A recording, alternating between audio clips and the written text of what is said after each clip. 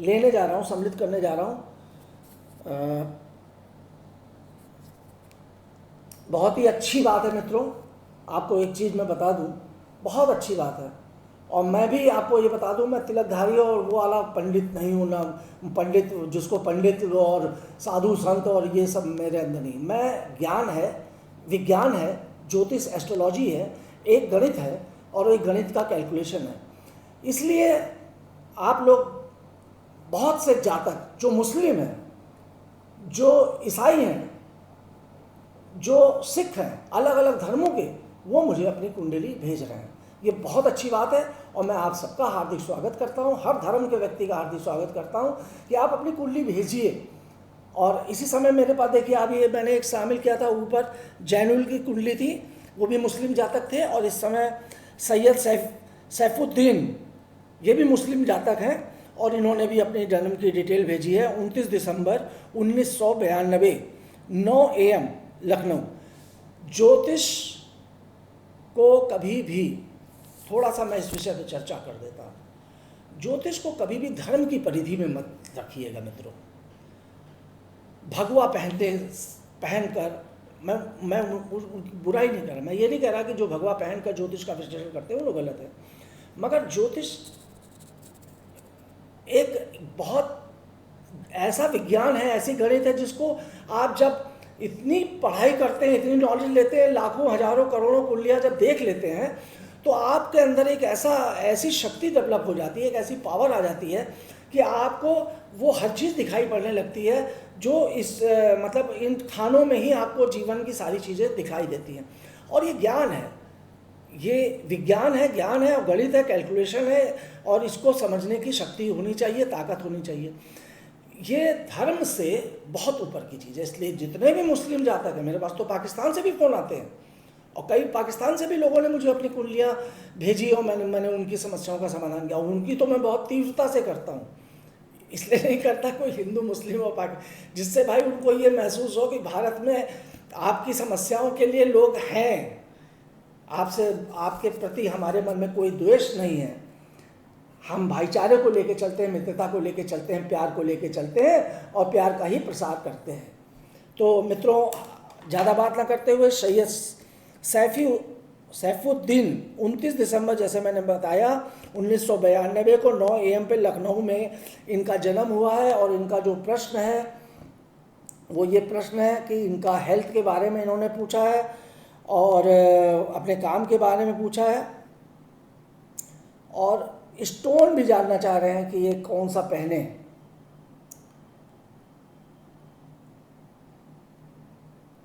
देखिए, स्टोन के बारे में मैं आपको बता दूं, इन्होंने स्टोन के बारे में पूछा है, आपने देखा होगा, मैं ज़्यादातर किसी को अभी स्टोन के बारे में नहीं बताता हूँ कि आप ये स्टोन पहनो, वो स्टोन पहनो।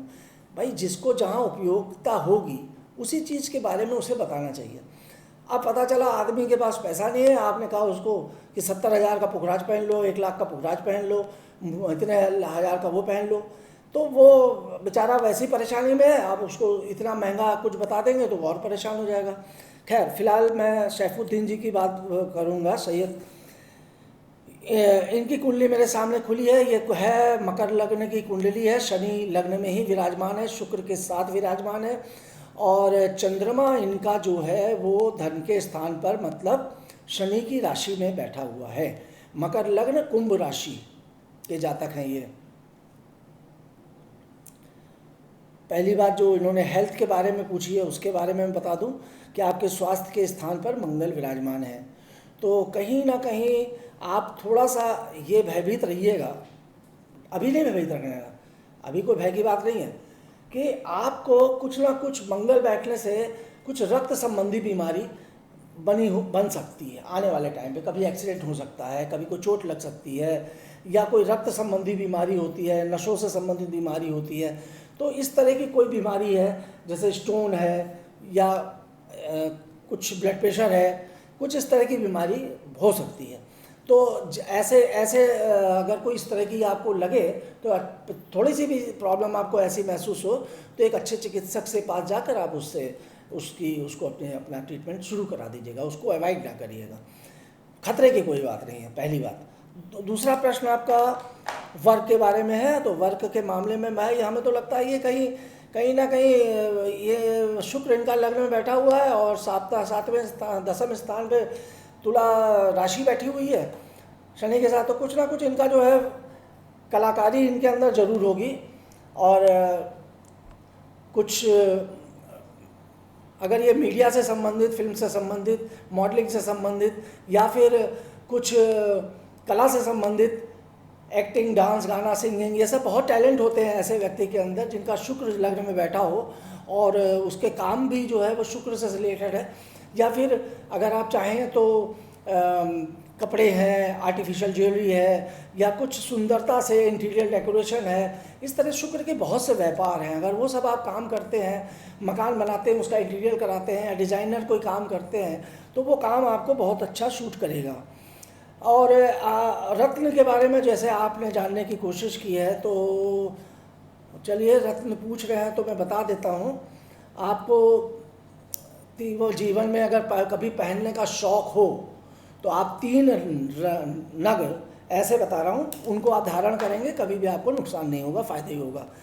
अब इन तीनों में आप अपनी क्षमता के अनुसार मुझसे सलाह लेकर, ये नहीं कि क्षमता के अनुसार आपने खरीदा और पहन लिया, बिना सलाह के मत पीनेगा। बताए दे रहा हूँ कौन से 3 नग हैं जो आपको फ़ायदा करेंगे। एक तो शनि का नग नीलम, बहुत महंगा होता है, अगर नीलम नहीं खरीद सकते, क्षमता नहीं है, तो लाजवंत या नीली, अगर वो भी नहीं पहन सकते तो एक काले रंग का, काले घोड़े की नाल का छल्ला। आप कहेंगे नग नहीं है, मगर नग ना हो के काले घोड़े की नाल का छल्ला जो है इन नगों से बहुत बहुत ज़्यादा तीव्र शक्तिशाली होता है। दूसरा, अगर आपका प्रोफेशन अच्छे शुक्र से रिलेटेड है और आप एक आकर्षक व्यक्तित्व के व्यक्ति लग रहे हैं मुझे, क्योंकि पंचम स्थान पर भी शुक्र की राशि बैठी हुई है, तो आप एक काम करिएगा, आप हीरा पहन सकते हैं। अगर हीरा पहनने की क्षमता ना हो तो आप हीरे का सब्स्टिट्यूट है, अमेरिकन डायमंड होता है, वो पहन सकते हैं। और तीसरा नग है आपको ये पन्ना। अब सब्स्टिट्यूट मैं नहीं बताऊंगा, ये फ़ोन पे आप पूछिएगा जब भी आपको, क्योंकि हीरा, नीलम या पन्ना, ये 3 नग आपको जीवन में हमेशा सूट करेंगे। अगली कुंडली जो मैं खोलने जा रहा हूँ मित्रों, क्योंकि आज के लाइव का विश्लेषण काफ़ी लंबा होता जा रहा है और मुझे लगता है आप लोग संतुष्ट होंगे। और जहाँ भी आपको थोड़ी सी ज़्यादा जानकारी चाहिए हो तो मेरे रास्ते खुले हुए हैं, आप कांटेक्ट कर सकते हैं। सागर जी हैं ये,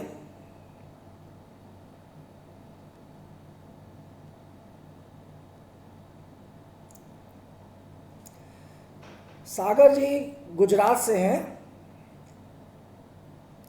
नहीं, सागर नासिक महाराष्ट्र से। एक ही नाम के कई लोग हैं इसमें, तो इसलिए थोड़ा कन्फ्यूज़न हो जाता है बहुतों के हैं। अब इस समय जिस कुंडली पे मैं नज़र रखी हूँ, ये नासिक महाराष्ट्र से हैं। 16/11/1989 को इनका जन्म हुआ है, 10:30 PM पे।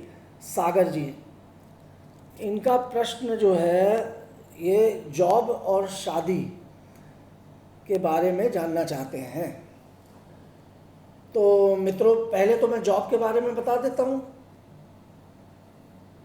जॉब के लिए तो आपको कोई टेंशन नहीं है, अभी थोड़ा मैं बहुत डिटेल में नहीं बताऊंगा, मगर यह है कि आपका जो है वो बृहस्पति लग्न में बैठा हुआ है, कर्म स्थान का स्वामी होकर, तो आपको बृहस्पति से संबंधित जॉब कुछ ना कुछ जरूर करनी चाहिए। बृहस्पति से संबंधित जॉब जो होती है, जैसे कि आप कोई इंस्टीट्यूशन खोलना, स्कूल खोलना, कॉलेज खोलना, या स्कूल कॉलेज में पढ़ाई करना, या शिक्षा के क्षेत्र में जाना, या आप अध्यापक बन सकते हैं, या फिर आप कोई भी सेवा से संबंधित NGO, ट्रस्ट, इस तरीके के काम कर सकते हैं। इस तरह बहुत से ऑप्शन हैं जो बृहस्पति के काम है। कागज़ का काम, पुस्तक का काम, तो एजुकेशन डिपार्टमेंट का में जाना, या अगर आप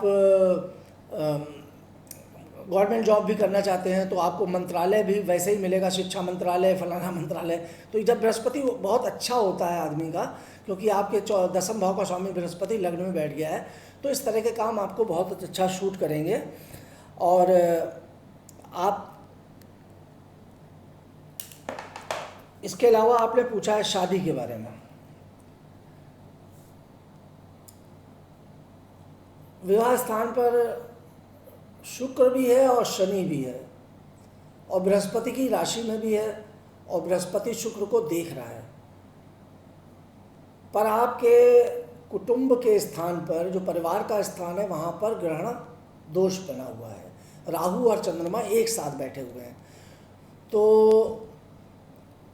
अब यहाँ मैं आपसे ये बताऊंगा कि थोड़ा सा देखिए, राहु और चंद्रमा का एक साथ बैठना, वो भी कुटुंब स्थान पर, क्योंकि कुटुंब मतलब परिवार और पत्नी और विवाह, इनका बहुत बड़ा आपस में सामंजस्य होता है। चूँकि शुक्र बैठा हुआ है तो पत्नी जो भी आएगी बहुत सुंदर होगी, बहुत आकर्षक होगी, बहुत चंचल होगी और बहुत धनवान होगी। पर यहाँ पर एक जो आपका राहु चंद्र दोष है, इसके लिए आप थोड़ा सा मुझसे संपर्क करिएगा, अगर आपको लगे तो संपर्क कर लीजिएगा। तो मैं आपको इसके बारे में थोड़ा डिटेल में बता दूंगा कि इसमें क्या करना चाहिए आपको और क्या नहीं करना चाहिए। और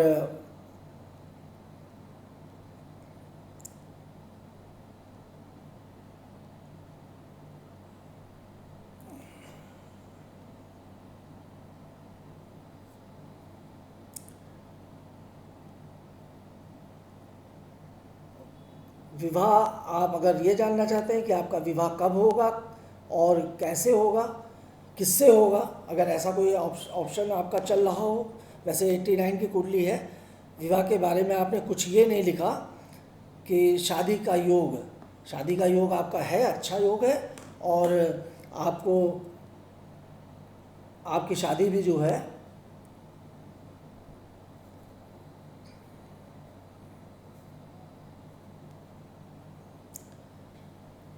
इस समय जो आपके ऊपर दशा चल रही है वो बृहस्पति की महादशा चल रही है। बृहस्पति की महादशा, जैसे मैंने बताया कि आपके ऊपर बहुत ही अच्छी स्थिति को लेकर आने वाला बृहस्पति है, क्योंकि बृहस्पति दशम भाव का और पत्नी स्थान दोनों भाव का स्वामी है।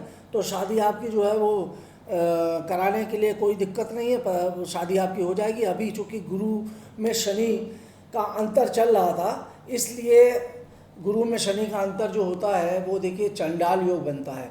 अगर महादशा में भी बृहस्पति में अगर राहु या शनि चल रहा हो तो चांडाल योग बना देते हैं। तो अभी आपका जो समय चल रहा था वो आपको बहुत ही अनावश्यक गुस्सा, क्रोध आना, थोड़ा उलझन और चिड़चिड़ाहट का एक ऐसा योग था जो हर वक्त आपके मतलब दिक्कत होती थी, आपको चल रही थी। अब ये अभी रिसेंटली ख़त्म हुआ है।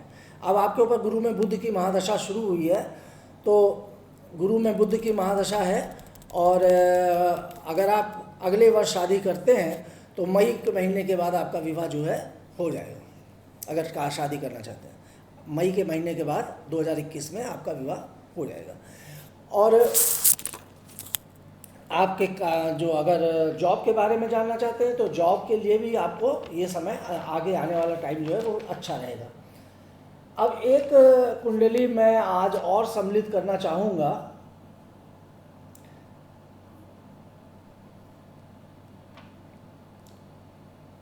काफ़ी समय हो गया मगर ज़्यादा कुंडलियों को सम्मिलित करने का सोच रहा हूँ कि मौका मिल जाए।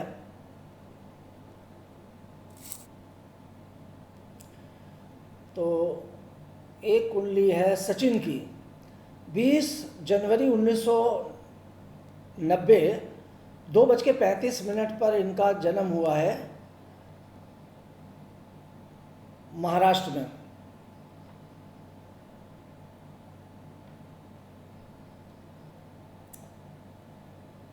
सचिन भी विवाह के बारे में जानना चाहते हैं। सचिन, मैं आपको बता दूं कि आप मांगलिक हैं और मेरा मंगल वाला वीडियो आप लोगों ने सुना होगा मित्रों, और ना सुना हो तो मैं यही कहूँगा कि आप मेरा जो मैंने मंगल दोष के ऊपर जो वीडियो बनाया था, आप सभी जातकों से मेरा विनम्र अनुरोध है कि उसको ज़रूर आप एक बार सुने और देखें कि उसमें मैंने क्या बोला था। उस YouTube पे वो वीडियो पड़ा हुआ है। मंगल ये सप्तम भाव से सचिन जो है मांगलिक हैं और लग्न में इनका जो है मतलब केंद्र में 7वें स्थान पर मंगल बैठा हुआ है और जो अष्टम भाव है, कुटुंब का स्थान है, वहाँ पर भी इनके जो है शनि और बुध की युति है, वृष लग्न की कुंडली है और आपकी जो राशि है वो तुला राशि है। तो सचिन, मंगल के होने की वजह से पहला तो मैं कहूँगा मंगल सौग्रही है, वृश्चिक राशि का है, पर मंगल होने की वजह से मैं तुमसे यही कहूँगा कि तुम जो हो अपनी कुंडली जब भी शादी करना मिला के करना, और जिससे भी शादी करना पहले कुंडली मिला लेना, परामर्श ले लेना। अगर कुंडली में कोई, मान लो तुम प्रेम विवाह करना चाहते हो तो ऐसी स्थिति में कुंडली मिलान अगर कुछ ऐसा लगे तो फिर तुम कुछ उपाय करके शादी करना, बिना उपाय के शादी मत करना, अन्यथा थोड़ा सा दिक्कत हो सकती है। मांगलिक योग वाला मैंने बोला है, यूट्यूब पे चैनल पे पड़ा हुआ है, उस वीडियो को सुनो, तुम्हें समझ में आ जाएगा मैं कहना क्या चाहता हूँ, क्योंकि इतना विस्तृत मैं इस समय नहीं बता सकता। या व्यक्तिगत रूप से तुम मुझसे फ़ोन कर लेना, तब मैं तुमको बताऊँगा कि इसमें तुम्हें क्या करना चाहिए। वैसे अभी तुम्हारे ऊपर शनि की महादशा में गुरु का अंतर चल रहा है, और शनि में गुरु का अंतर जो है वो मैंने अभी पूर्व में ही बताया कि एक चंडाल योग बनाता है, इसलिए अभी 2022 तक का समय तुम्हारा थोड़ा डिस्टर्ब जाएगा। मतलब ऐसा नहीं है, इसमें तुम्हें फ़ायदे मिलेंगे, मगर कुछ ना कुछ हठ धर्मिता जो होती है आदमी के अंदर आ जाती है। और 2021 में तुम्हारी शादी का योग हमको नज़र आ रहा है, और 2021 के मार्च के बाद तुम्हारे विवाह का हमें जो तुम्हारा प्रश्न है वो नज़र आ रहा है। परंतु उससे पूर्व तुम अपनी कुंडली किसी अच्छे जोशी को दिखा के परामर्श लेके और कुंडली का मिलान करने के उपरांत ही शादी करना, क्योंकि तुम मांगलिक है तुम्हारे अंदर, और इस मंगल दोष की पूजा करना और शांत कराने के बाद जो भी उपाय होते हैं करने के बाद ही विवाह करना। और मित्रों, आज इसी के साथ मैं इस कार्यक्रम को विराम देने जा रहा हूँ, और आप लोग से मेरा अनुरोध है कि मेरे YouTube चैनल को आप सब्सक्राइब जरूर करिएगा, और ज़्यादा से ज़्यादा सब्सक्राइब करिए, अपने मित्रों को भी बोलिए, दोस्तों को भी बोलिए, और अपने जितने भी ग्रुप आपके पास बने हों, चाहे व्हाट्सएप पे हों चाहे फेसबुक पे हों, मेरे वीडियो को आप शेयर करिए और लाइक करिए, कमेंट्स करिए। और इसी के साथ मैं आज का ये कार्यक्रम समाप्त करता हूँ, और आप लोगों से ये अनुरोध करूँगा कि आप लोग, इस समय कोरोना काल चल रहा है, घर में रहें और घर से बाहर भी जाएं, तो सारी प्रिकॉशंस जो गवर्नमेंट बता रही है और आप लोग जानते हैं उनको इस्तेमाल करें, जिससे आप सुरक्षित रहें, आपका परिवार सुरक्षित रहे। इसी मंगल भावना के साथ बहुत बहुत नमस्कार।